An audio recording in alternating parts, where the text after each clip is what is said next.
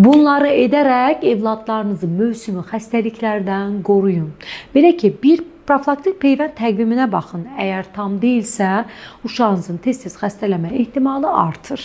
Və evladınız allergikdirsə və yaxud da xroniki xəstəliyi varsa və ya keçən il boyu çox xəstələnmişdirsə, mütləq bu il ona qrip peyvəndi başlayın. Evladınız əgər rutin yoxlamadan keçməyibsə, həkimə aparın, rutin vitaminlərini, müayinələrini elətdirin. Hansı vitamin və mikroelementləri əksikdirsə, tamamlayın ki, immuniteti möhkəm olsun.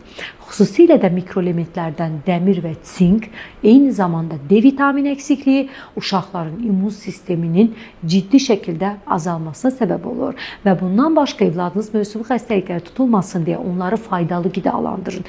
Hər gün mütləq bir çay qaşığı da olsa meyvə və ya meyvə püresi, bir ədəd də olsa və ya bir neçə dilim də olsa tərəvəz aldığına, protein aldığına, sağlıqlı vitamin aldığına diqqət eləyin. Bunun əvəzinə gedib əczaxanadan süni vitamin versəniz, heç bir işə yaramayacaq.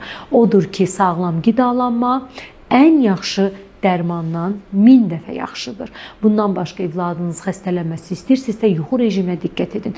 Az yatan uşaqların immuniteti aşağı düşür. Çünki saat 10 ilə 11-dən sonra yatan uşaqların orqanizmində sintez olunan təbii hormonlar onların immunitetini yüksəldir. Və evladınızı stressdən uzaq tutun. Onların üstünə getməyin. Dərsə gedirsə, davamlı dərs stresi ilə uşağı yormayın.